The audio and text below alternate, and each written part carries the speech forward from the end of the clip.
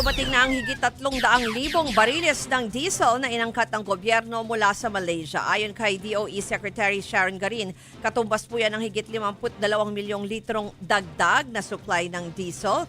Unang batch pa lang ito at may darating pang shipment mula sa iba't ibang bansa. Nito April 7, inanunsyo ng DOE na sapat pa hanggang 50 araw o katapusan ng Mayo ang supply ng langis sa bansa. Tinatayang nasa 200,000 bariles ng diesel ang kinukonsumo ng Pilipinas kada araw. Mga kapatid, ako po si Ruth Cabal. Dito tayo sa Totoo, dito tayo sa True FM. Mag-follow at mag-subscribe din po kayo sa aming social media accounts at True Network PH. Diyan po yan sa aming X na dating Twitter, sa FB, sa Instagram, sa YouTube, sa TikTok at sa mga podcast. At syempre, tutok din po kayo sa Signal True TV Channel 19.